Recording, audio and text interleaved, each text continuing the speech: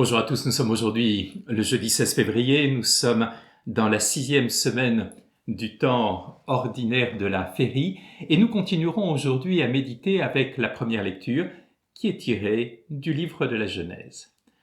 Invoquons l'Esprit Saint qui planait sur les eaux pour qu'il vienne ouvrir notre cœur et notre intelligence à l'écriture.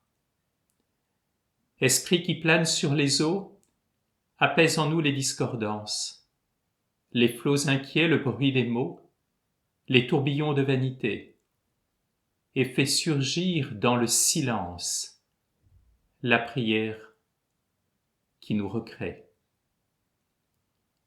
Écoutons cette parole qui maintenant nous recrée. Elle se trouve au chapitre 9 du livre de la Genèse. Nous sommes toujours dans le cycle de Noé. Dieu bénit Noé et ses fils et leur dit : soyez féconds, multipliez-vous, remplissez la terre, vous serez la crainte et la terreur de tous les animaux de la terre, de tous les oiseaux du ciel et de tout ce qui vient sur le sol et de tous les poissons de la mer. Ils seront livrés entre vos mains. Tout ce qui va et vient et qui vit sera votre nourriture. Comme je vous avais donné l'herbe verte, je vous donne tout cela. Mais avec la chair, vous ne mangerez pas le principe de vie, c'est-à-dire le sang. Quant au sang, votre principe de vie, j'en demanderai compte à tout animal, et j'en demanderai compte à tout homme. À chacun je demanderai compte de la vie de l'homme, son frère. Si quelqu'un verse le sang de l'homme, par l'homme son sang sera versé, car Dieu a fait l'homme à son image. Et vous, soyez féconds, multipliez-vous, devenez très nombreux sur la terre, oui, multipliez-vous. Dieu dit encore à Noé et à ses fils : voici que moi, j'établis mon alliance avec vous, avec votre descendance après vous, et avec tous les êtres vivants qui sont avec vous, les oiseaux, le bétail et toutes les bêtes de la terre, tout ce qui est sorti de l'arche. Oui, j'établis mon alliance avec vous. Aucun être de chair ne sera plus détruit par les eaux du déluge. Il n'y aura plus de déluge pour ravager la terre. Dieu dit encore : voici le signe de l'alliance que j'établis entre moi et vous, et avec tous les êtres vivants qui sont avec vous, pour les générations à jamais.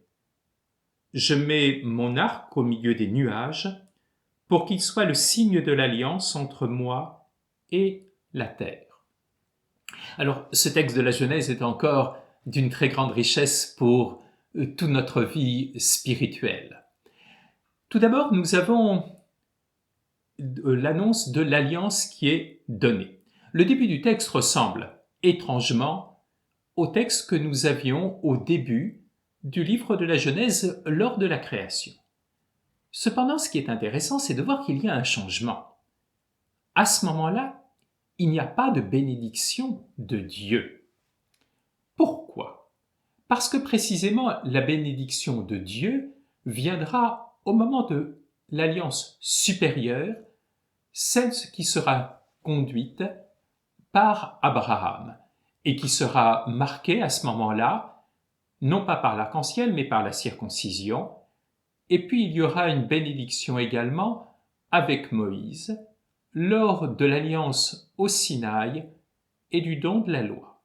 Ainsi donc, nous ne sommes pas dans l'accomplissement de l'alliance, nous sommes peut-être dans la préparation de l'alliance. Mais cependant, Dieu fait bien alliance avec toute l'humanité. Puis ensuite viennent des prescriptions. Au début de l'histoire de la création, Dieu avait donné à l'homme comme nourriture uniquement les végétaux. Cela était extrêmement symbolique et avait une haute portée spirituelle.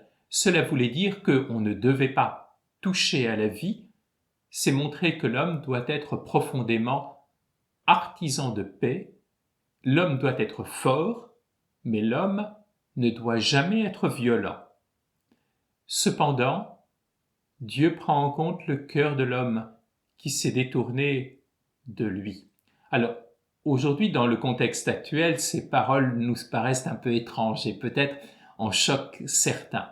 Cependant, il nous faut voir la grande beauté de ces paroles et la grande profondeur spirituelle.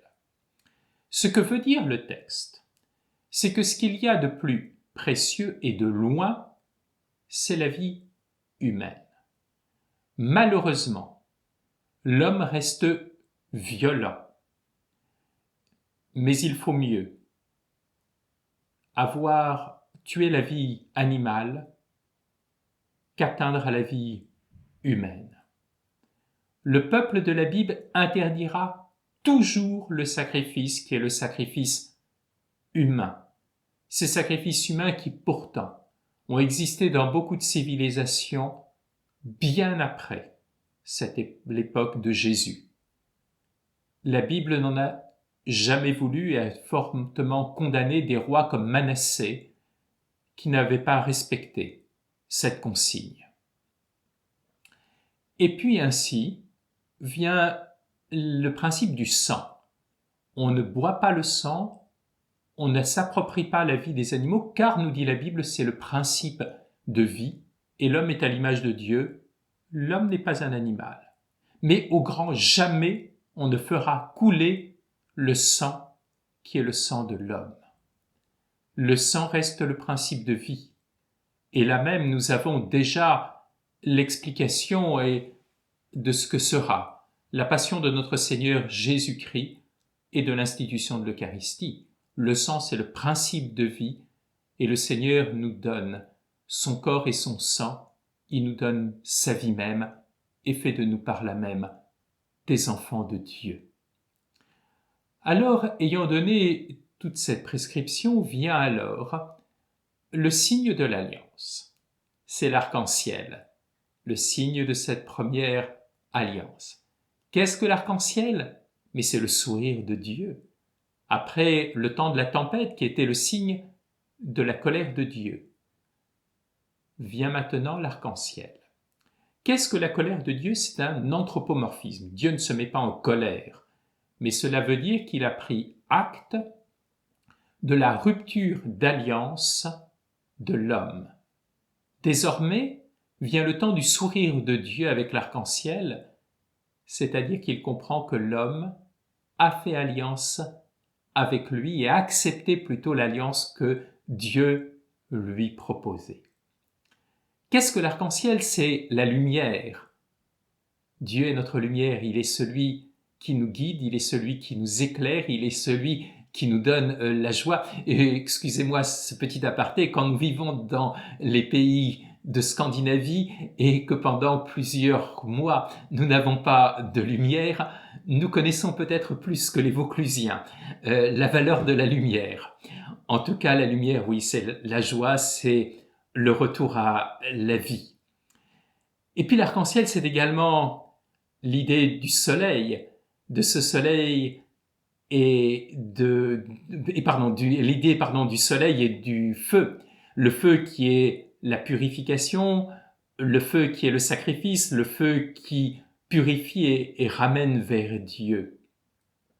Et puis l'arc, c'est le symbole de l'arc qui peut détruire, d'une arme. Mais désormais, l'arme n'est plus sur terre. Désormais, l'arme est dans le ciel. Et elle ne servira plus, cette arme, à détruire les hommes. Alors tout est dans le signe de la joie, tout est dans le signe de l'amour. Alors, qu'est-ce que nous retenons encore une fois de ce cycle de Noé? Oh, beaucoup de choses. Mais en particulier, nous retenons le jugement de Dieu. Cela veut dire que Dieu prend l'homme au sérieux, que l'homme est responsable, et Dieu nous le fait savoir.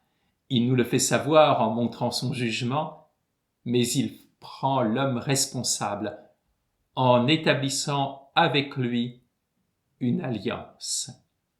Et puis il y a tous ces signes qui sont ceux du sacrifice, qui annoncent déjà le sacrifice du Christ qui aura lieu dans l'Église et qui est la réconciliation parfaite à travers l'Eucharistie entre l'homme et Dieu. Oui, Dieu est celui qui fait alliance, Dieu est celui qui fait miséricorde, Dieu est celui qui nous fait confiance. Alors vivons de cette alliance avec Dieu et ne cessons pas tout au long de la journée d'entrer dans l'action de grâce.